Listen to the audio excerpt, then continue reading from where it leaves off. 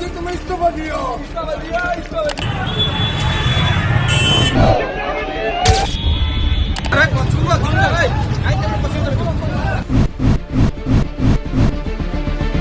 ओडिशा में कांग्रेस सड़कों पर उतरी और ऐसी सड़कों पर उतरी कि बीजेपी के पसीने छूटे हुए हैं।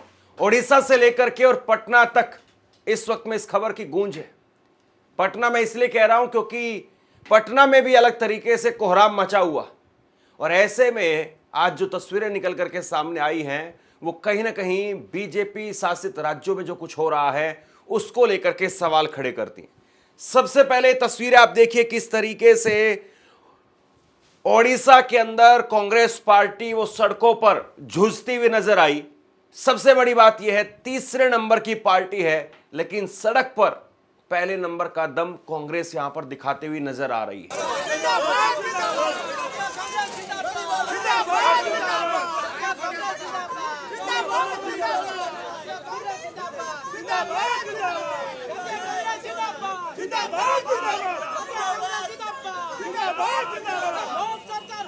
अब आप कहेंगे कि ओडिशा में कांग्रेस अगर सड़कों पर उतरी है तो इसके पीछे मामला क्या है। दरअसल महिला अस्मिता की बात है, लड़कियों की सुरक्षा की बात है जिसको लेकर के कांग्रेस ने मोर्चा खोला है।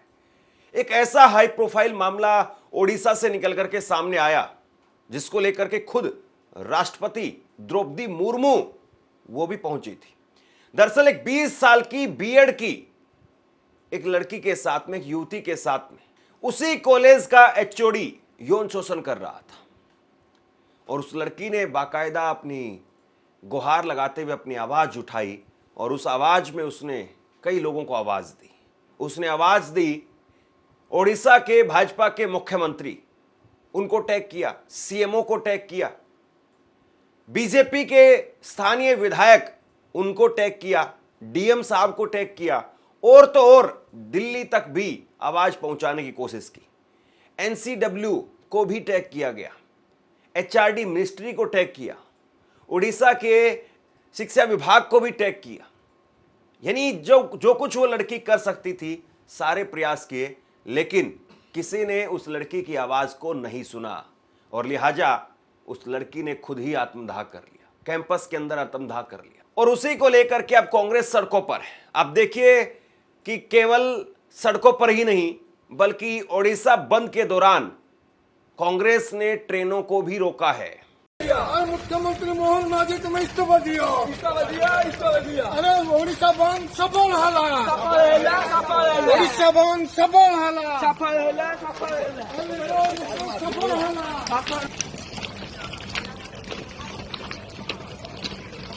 कायदे से अगर आप विधानसभा में स्थिति देखें तो कांग्रेस पार्टी की विधानसभा में कोई बहुत मजबूत स्थिति नहीं है। तीसरे नंबर की पार्टी है कांग्रेस, पहले पर बीजेपी है, दूसरे पर बीजेडी है, तीसरे पर कांग्रेस है। लेकिन सड़क पर जिस ताकत के साथ में कांग्रेस पार्टी उतरी है, जिस तरीके से राहुल गांधी से लेकर के और स्थानीय कांग्रेस नेतृत्व ने इस मुद्दे पर जान झोंकी है, ये वाकई अपने आप में काबिल तारीफ है कि महिलाओं के मुद्दों पर, आम जनमानस के मुद्दों पर कोई भी विपक्ष हो उसको आवाज उठानी ही चाहिए।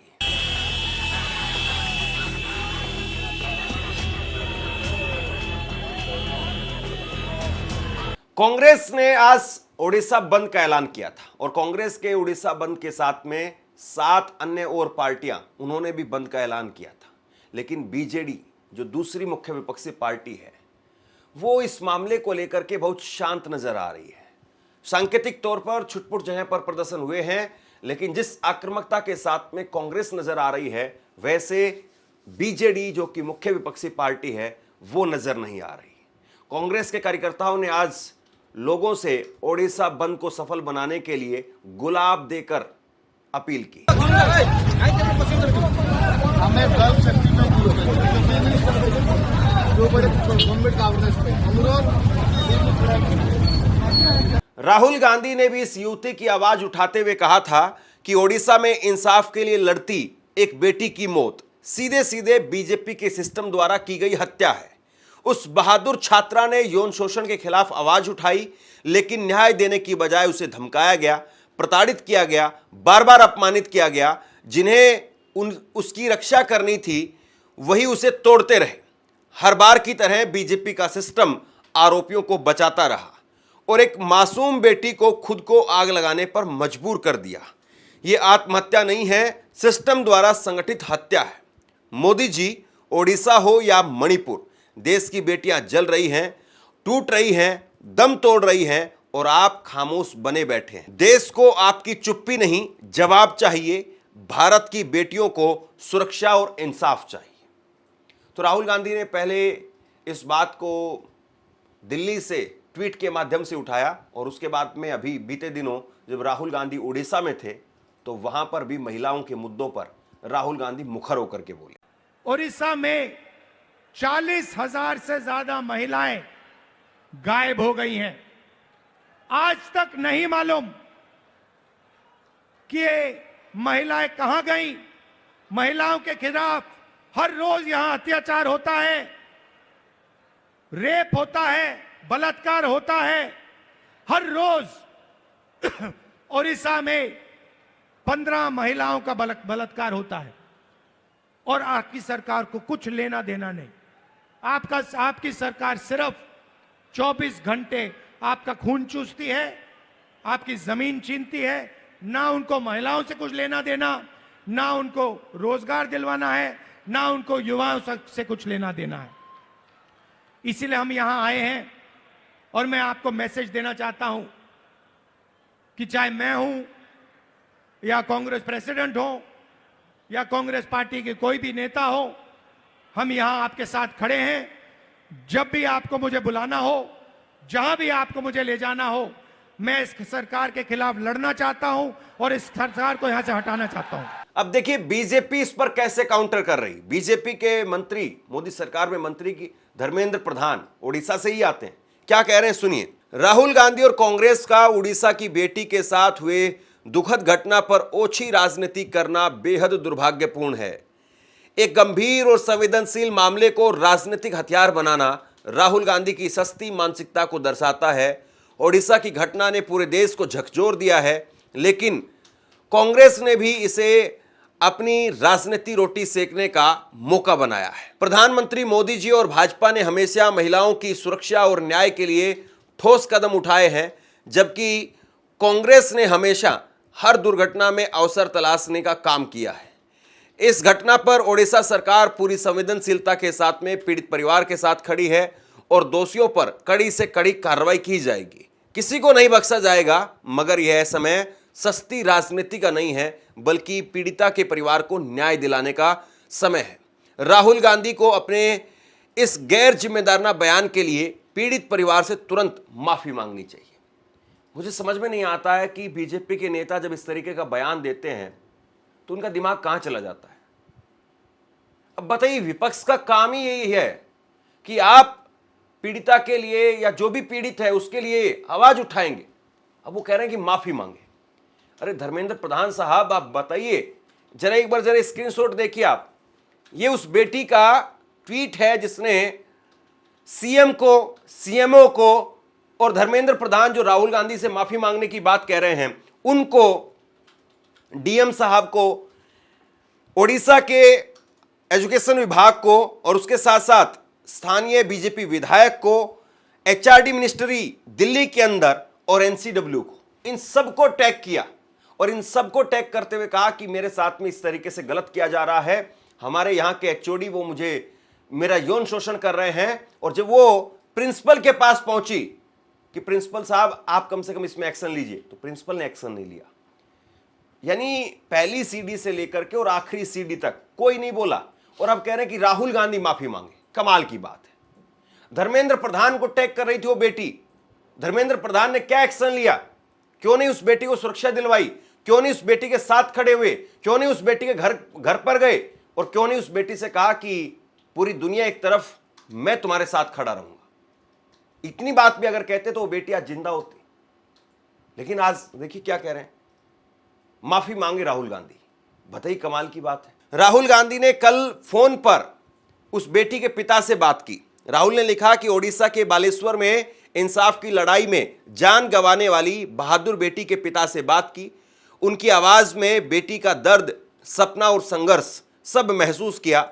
उन्होंने भरोसा दिलाया कि कांग्रेस पार्टी और मैं हर कदम पर उनके साथ हैं। जो हुआ वह अमानवीय और शर्मनाक ही नहीं, पूरे समाज का जख्म है। हम हर हाल में सुनिश्चित करेंगे कि पीड़ित परिवार को न्याय मिले। तो राहुल गांधी यहां पर उस बेटी के परिवार के साथ में खड़े होते हुए दिखाई दे रहे हैं, उस बेटी के साथ में खड़े हैं। दरअसल दोस्तों, आप कहेंगे कि एक लड़की ही तो मरी है। मुझे ये नहीं लगता कि हमारे जो जितने भी जागरूक और जितने भी संवेदनशील दर्शक हैं, उनमें से एक की भी प्रतिक्रिया ऐसी नहीं आएगी। लेकिन बहुत सारे जो दिमाग से पैदल लोग हैं या फिर वो लोग जो कि अंधभक्त हैं, वो कहेंगे कि एक लड़की का मामला है, इतना क्यों इसको बवाल करना है। आप याद करिए, निर्भया वो भी एक लड़की थी, और निर्भया को लेकर के किस तरीके से मीडिया ने रिपोर्टिंग की, कैसे जो वो दिल्ली की सड़कों पर सैलाब दिखा। दिल्ली की सड़कों पर छोड़ दीजिए, आप राष्ट्रपति भवन तक, राष्ट्रपति के गेट तक लोग चढ़ गए थे। राष्ट्रपति जी का जो गेट है, राष्ट्रपति भवन का जो गेट है, वहां तक लोग चले गए थे। सोचिए जरा, कांग्रेस के समय की बात है वो। और राहुल गांधी ने निर्भया के भाई को पायलट की ट्रेनिंग दिलवाई, निर्भया के परिवार के साथ खड़े हुए। निर्भया की मां, उन्होंने कई सालों के बाद खुद खुलासा किया कि राहुल गांधी मेरे परिवार के लिए एक बड़े मददगार के तौर पर सामने आए। उन्होंने मेरे बेटे को न केवल पायलट की बल्कि ट्रेनिंग दिलवाई, बल्कि उसके साथ उसके बाद में नौकरी भी दिलवाई। कभी राहुल गांधी ने, कांग्रेस पार्टी ने यह नहीं कहा कि निर्भया की वजह से हमारी कांग्रेस की सरकार चली गई या हमारी यूपीए की सरकार चली गई। क्योंकि एक बड़ी वजह है, कांग्रेस के खिलाफ जो गुस्सा शुरू हुआ वो निर्भया की वजह से पहली बार शुरू हुआ था। कांग्रेस के प्रति लोगों के अंदर जो गुस्सा भरा वो वहीं से भरा था। फिर उसके बाद में अन्ना हजारे का आंदोलन और तमाम आंदोलन जुड़ते चले गए। लेकिन कभी भी कांग्रेस पार्टी ने निर्भया को जिम्मेदार नहीं माना, निर्भया के परिवार के प्रति अपनी नफरत नहीं दिखाई, बल्कि निर्भया के परिवार के साथ में हमदर्दी दिखाई। और निर्भया की मां, वो लगातार टीवी डिबेट में जाती थी। आज भी अगर कोई महिलाओं का बड़ा मुद्दा है तो उनकी बाइट निकल करके सामने आती है। लेकिन कभी भी ऐसा नहीं हुआ कि गांधी परिवार या कांग्रेस पार्टी ने उस परिवार के साथ में खड़े होने का काम नहीं किया। और उल्टा जो है वो आप देखिए कि किस तरीके से ओडिशा के अंदर एक बेटी को जो है मार दिया गया। अब मार दिया गया इसलिए कहा जा रहा है क्योंकि किसी ने अगर उसकी सुनी होती, किसी ने उसको अगर दिलासा दी होती, तो शायद वो बेटी जिंदा हो। आज राहुल गांधी जी ने बालासोर की उस 20 साल की मृत पीड़िता के पिता से फोन पर बात की और उन्हें न्याय का आश्वासन दिया। लोकतंत्र और सामाजिक जीवन में जरूरतमंद के साथ खड़े होना ही एक राजनेता का धर्म है। लेकिन हो सकता है कि धर्मेंद्र प्रधान और बीजेपी को इस पर भी आपत्ति हो, क्योंकि कल तो धर्मेंद्र प्रधान बालासोर की बेटी की दर्दनाक मृत्यु पर बजाय संवेदना व्यक्त करने के वो राहुल गांधी पर हमलावर होने में व्यस्त थे। इनके गृह राज्य की एक बेटी शोषण और मानसिक प्रताड़ना के खिलाफ न्याय के लिए भटकती रही। इनको भी उसने अपने पोस्ट में टैग किया। जब कोई चारा नहीं बचा तो आत्मदाह कर लिया और इस दुनिया से चल बसी। बजाय उससे और ओडिशा में जो आधी आबादी के साथ हो रहा है उस पर माफी मांगे, ये राहुल जी पर कटाक्ष करने में जुट गए। और एक बात और याद रखिए धर्मेंद्र प्रधान जी, आप ओडिशा में बतौर विपक्ष और आज गैर बीजेपी शासित राज्यों में जब महिला उत्पीड़न के खिलाफ बोलते हैं तो सवाल आपसे, आप ओछी राजनीति करते हैं या महिलाओं के लिए न्याय मांगते हैं? और एक बात और बताने का कष्ट कीजिए, बेटी ने आपको अपनी पोस्ट में टैग किया, मदद मांगी, आपने मदद क्यों नहीं की? उसकी मौत से पहले आपके मुंह से न्याय के लिए एक शब्द नहीं फूटा और उसकी मौत के बाद आप बेशर्मी पर आमादा हो गए। उस बेटी ने धर्मेंद्र प्रधान, ओडिशा के मुख्यमंत्री, तमाम अन्य मंत्री, विधायक, कलेक्टर, शिक्षा मंत्रालय, नेशनल महिला आयोग, सबको टैग करके मदद की गुहार की थी, लेकिन किसी के कान पर जू नहीं रेंगी। पर सबसे ज्यादा लानत तो बालासोर से जो बीजेपी के सांसद प्रताप सारंगी हैं उन पर है। ये बेटी 2 जुलाई को इनके पास गई थी मदद मांग ले, लेकिन इनको पट्टी बांधकर घटिया एक्टिंग करने से ही फुर्सत नहीं है और इन्होंने उसके लिए कुछ नहीं किया। और ये बीजेपी वाले बात करते हैं महिला सम्मान और महिला सुरक्षा की, किस मुंह से बात करते हैं?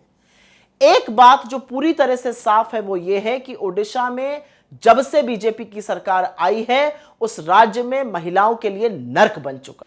कायदे से वैसे तो वो ओडिशा की खबरें आती नहीं है, आती तो हैं, लेकिन ओडिशा की खबरें मेन स्ट्रीम मीडिया में चलती नहीं है। और वैसे भी जब पहले वहां पर सरकार रही तो बीजेडी की सरकार रही। बीजेडी की सरकार वो बीजेपी की सहयोगी सरकार थी। लेकिन नवीन पटनायक की सेहत इस वक्त में खराब हुई जब चुनाव के समय पर, तो बीजेपी वहां पर उभर करके सामने आ गई, क्योंकि बीजेपी के लोग जो बीजेडी में थे वो सारे इस तरफ आ गए। कांग्रेस अभी भी वहां पर तीसरे नंबर की पार्टी है, 14 सीट है मात्र उसके पास में। लोकसभा में एक भी सीट नहीं है। 21 सीट में से 20 सीटें बीजेपी के पास में आई है, सिर्फ एक सीट बीजेडी को गई है। क्या मोदी साहब की कोई जिम्मेदारी नहीं है? सोचिए जरा इस बात को। बालासोर में ही वो ट्रेन हादसा हुआ था, करीब 350 लोग मारे गए थे। बालासोर में ही ये घटना हुई है। ओडिशा के लोगों के प्रति क्या केंद्र सरकार की कोई जिम्मेदारी नहीं? और वोट तो सीधे मोदी जी के नाम पर ही आज मिलते हैं। कौन चेहरा, कौन मुख्यमंत्री, मैं अगर आपसे पूछ लूं कि ओडिशा के मुख्यमंत्री का नाम बताइए, बहुत सारे लोग नहीं जान पाएंगे कि कौन मुख्यमंत्री है। और अगर फोटो दिखा देंगे तो भी नहीं पहचान पाएंगे, नाम अगर पता भी होगा तो वोट, चेहरा वो तो मोदी जी का बिकता है। तो मोदी जी क्यों खामोश है? और अगर सोचिए, अगर इस तरह की घटना पश्चिम बंगाल से निकल करके सामने आती, जैसे कि आपको पता होगा कुछ समय पहले आरजीकर मेडिकल कॉलेज, वहां से एक घटना निकल करके सामने आई। उससे पहले कुछ महिलाओं को लेकर के अपराध वहां पर निकल करके सामने आए। प्रधानमंत्री नरेंद्र मोदी खुद फोन करते हैं, फोन करके बात करते हैं। बीजेपी ने वहां पर टिकट देने की कोशिश भी की। तो आप देखिए कि एक राज्य जहां पर विपक्ष की सरकार है, वहां पर मोदी जी का क्या रवैया रहता है, किस तरह की राजनीति और किस तरह की बयानबाजी और किस तरह से हमदर्दी और किस तरह से फोन पीएमओ से चले जाते हैं। और दूसरा, जब भाजपा शासित राज्य होता है तो फिर क्या होता है? शेयर कीजिए इस खबर को, और आप क्या सोचते हैं नीचे कमेंट बॉक्स में लिख करके जरूर बताइए। धन्यवाद।